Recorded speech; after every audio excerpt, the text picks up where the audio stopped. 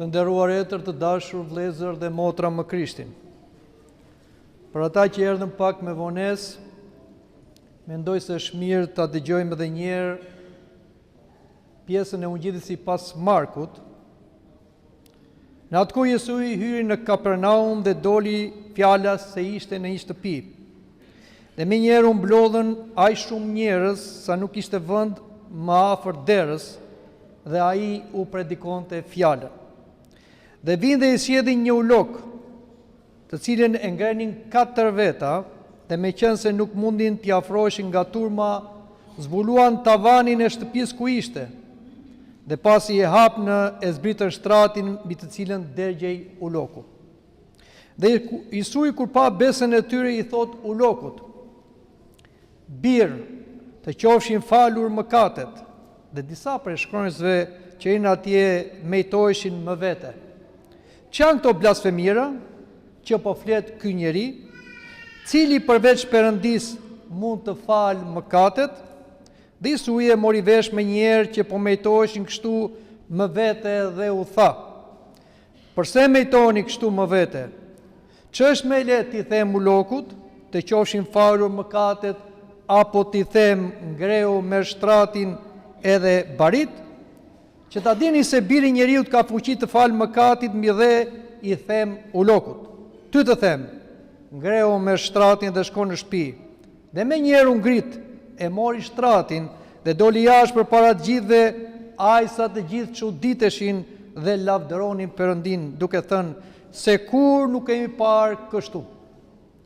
Kjo pra është pjesa e Ungjillit që lexojmë sot, dhe patjetër kjo pjesë e Ungjillit ka kaq shumë domethënie, simbolika, kuptime që nuk do na dilin shumë kohë. Por le të përqendrohemi te disa gjëra. E para, Krishti ishte në Kapernaum, në qytet ku Zoti foli dhe bëri shumë mrekulli. Mendoj se ishte në shtëpinë e apostull Petros. Atje ai predikonte, turma vinte dhe dëgjonte. Por midis asaj turme ishte edhe një ulok i paralizuar, i cili për shkak të sëmundjes tij fizike nuk mund shkonte dot te Krishti dhe të shërohesh. Por na thuhet se ishin 4 veta. Ndoshta ata nuk e njihnin ulokun, por ishin qenie njerëzore që po mendonin për një qenie njerëzore. Kishin atë që quhet sot humanitet ose dhëmshuri. Ata e morën ulokun dhe çonin drejt Krishtit. Katët patjetër që ka një simbolik.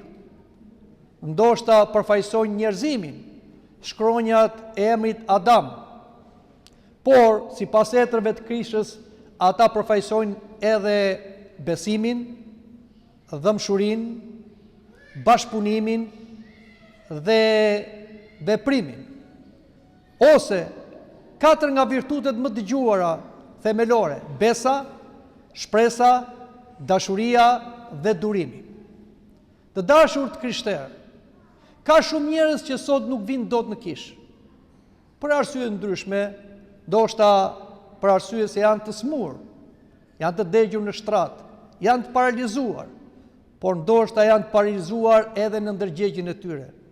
Janë paralizuar në egon e tyre, në krenarinë e tyre, ose për shkak të mëkateve të tyre. Çfarë duhet bëjmë me këta njerëz? Duhet jemi indiferent? Duhet mendojmë vetëm për vete? Jo. Ashtu si 4 këta njerëz, ne duhet të marrim shembull prej tyre. Kemi dhimbshuri për këta njerëz që sot nuk janë kish, që do të thotë t'i sjellim te Krishti nëpërmjet lutjes sonë, nëpërmjet përpjekjes sonë, nëpërmjet këshillës sonë, nëpërmjet durimit. Etrit thonë që këta 4 njerëz simbolizojnë dhe 4 ungjillorët. Si vjen njeriu te Zoti? Duke dëgjuar. Besa vjen nga dëgjimi. Prandaj duhet ta dëgjojmë fjalën e Zotit. Kjo është arsyeja që kisha jep shumë rëndësi fjalës e Zotit dhe në liturgjinë hyjnore dhe predikimit. Madje një liturgji pa predikim është e paplot. Por të vazhdojmë me simbolikën. Këta njerëz nuk mund ta çonin dot u lokun të Krishti se turma e pengonte. Kush është turma? Ja njerëzit të cilët kanë thjesht kuriozitet për çështjet fetare. Madje ata vinë dhe në kish, por asnjëherë nuk kanë një lidhje personale me Zotin, një lidhje misterore me Zotin. Hynë dhe dalin dhe asgjë. Por turma simbolizon egon, krenarin, mëkatin, kuriozitetin, që shpeshherë bën pengesa që ne të shkojmë tek Zoti. Këta 4 njerëz nuk ndaluan se turma nuk i lejonte, po bën diçka të pazakontë, hapën çatin dhe e zbritën ulokun tek këmbët e Krishtit, me besim se Krishti do ta shëronte. Çfarë kuptimi ka kjo? Duhet edhe ne të hapim çatit e kishës dhe të fusim njerëzit e paralizuar? Jo. Ka një kuptim tjetër alegorik shumë të madh që na thon etrit e kishës. Çfarë është të hapësh çatin? Të hapësh egon. Egoizmi është një pengesë që na ndan nga Zoti. Ne duhet ta thyejmë egoizmin, si për vete dhe për të tjerët. Dhe ta zbresim ulokun tek këmbët e Krishtit. Do me thënë të përulemi. Krishti u përul. Ai që është biri i Perëndis, laqejt dhe u bë bir njeriu dhe erdhi midis njerëzve. U fut në problemet e njerëzve, në sëmundjet e njerëzve. Kështu edhe neve nuk mund të rrim lart, po duhet zbresim poshtë, të përulemi përpara Zotit dhe t'i sjellim njerëzit këtu në kish. Këtu është Krishti. Dhe mrekullin Krishti e bëri në shtëpi. Etrit na japin 2 kuptime. Shtëpia është kisha, që Krishti gjendet këtu nëpërmjet mistereve. Po shtëpia është edhe zemra jonë, vendi ku takohemi me Zotin. Mos e kërkoni Zotin lart në qiell, edhe pse sundon, edhe pse qëndron, por Zoti është në zemër. Këtu bëhet takimi me Zotin, në zemër. Për ulu, hape zemrën tënde dhe atje do të gjesh Zotin dhe Zoti do të falë mëkatet. Çfarë i tha Krishti këtij paralitiku? Bir, të janë falur mëkatet. E quajti bir, sepse ne për Zotin nuk jemi thjesht krijesa, por në Krishtin ne bëhemi bij të adaptuar të Perëndis. E quajti bir, sepse Krishti i fali mëkatin. Dhe kush na ndan nga Zoti? Vetëm mëkati. Dhe Krishti jo vetëm na fal mëkatet, na birson me Perëndin, që ne i thresim Ati ynë. Të dashur të krishterë, e keqja më e madhe që kemi sot neve nuk është asgjë tjetër veç se mëkati. Dhe mëkati në shumicën e rasteve është shkaku i sëmundjeve. Shumë sëmundje që neve na vinë nga mëkati. Vetëm pak njerëz vuajnë nga mëkatet e tjerëve ose aq më pak vuajnë për lavdit Perëndis. Shumica, dhe këtu fuz dhe veten time, vuajnë për shkak të mëkateve. Prandaj kur na vjen një sëmundje, kujtoni mëkatet. Në qoftë se jeni prindër, kujtoni mëkatet tuaja. Në qoftë se ju vijnë fëmijët, shikoni përsëri mëkatet tuaja, që ndoshta ata vuajnë për tyre. Jo se Zoti na dënon, na dënon mëkati. Mëkati na ndan nga Zoti. Ashtu si erret ndajnë diellin nga ne dhe nuk shohim më dritë, ka errësirë. Kështu pra është dhe mëkati. Madje etrit e kishës quajnë një mur bronzi që na ndan nga Zoti.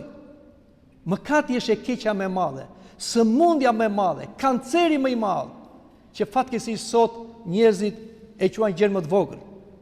Dhe e bëjnë sikur han bukë, por jo të dashur krishterë. Sot bota është në një kolaps. Sot bota ka hyrë në një tension gjeopolitik ushtarak, në një luftë të tretë botërore e cilësojnë shumë. Pse? Për mëkatin. Energjia e mëkatit është shumë e madhe në këtë brez. O do shkojmë te Krishti që të na i falë mëkatet, si i tha këtij ulokut birë të janë falur mëkatet, ose do vuajmë mëkatet tona. Prandaj kemi detyrë si 4 këta njerëz, ne të gjithë të vim në kish këtu, jo vetëm të sjellim veten, por të sjellim dhe të afërmit tan, por të sjellim edhe gjithë botën te këmbët e Krishtit. Që Krishti të falë mëkatet e këtij brezi, që ndalohet kjo e keqe e madhe. Të dashur të krishterë, si falen mëkatet? Shumë njerëz mendojnë se mëkatet falen duke agjëruar. Madje e bëjnë publik, madje gërthasin. Edhe ne të krishterët kreshmojmë dhe agjërojmë. Kjo është një praktik shumë e lashtë krishtere dhe mu them se tjerët e kanë marrë nga ne. Por nuk është falja mëkateve nga kreshma, as nga agjërimi. Kreshma dhe agjërimi janë mjete që na çojnë për të ndërgjegjësuar se jemi mëkatar. Prandaj nëse dikush kreshmon, mos çuditet se po ndjen mëkatet e tija. Është koha e skanerit shpirtëror. Është koha të kuptojmë mëkatet. Por jo vetëm të kuptojmë mëkatet dhe themi po jemi mëkatar, të shkojmë te Krishti, ti çojmë të afërmit tan te Krishti që të na falë mëkatet. Dhe si falë mëkatet? Me misteret e kishës. Pagëzimi fal mëkatet. Pendim rrëfimi fal mëkatet. Kungimi fal mëkatet. Evqelia fal mëkatet dhe shëron. Ktu pra bëhet falja e mëkateve dhe shërimi. Dhe fundi që do them, jo vetëm Krishti na fal mëkatet, jo vetëm na shëron, jo vetëm na jep fuqi të fillojmë një jetë të re dhe ta shtym sëmundjen tutje, por Krishti na perëndizon. Sot ne nderojmë një shenjtor shumë të madh, Shën Grigor Pallamaj, shekullin e 14. Ai është mbrojtësi i doktrinës së kishës, që Perëndia në energjitë e tij të pakrijuara jo vetëm e fal njeriu në Krishtin, me anë të Shpirtit të Shenjtë, por e shenjtëron e hynizon. Prandaj kemi ardhur këtu në shtëpinë e Zotit, të takojmë Krishtin, të na falë mëkatet, të shenjtërohemi, të hynizohemi e të bëhemi bijë të Perëndisë. Amin.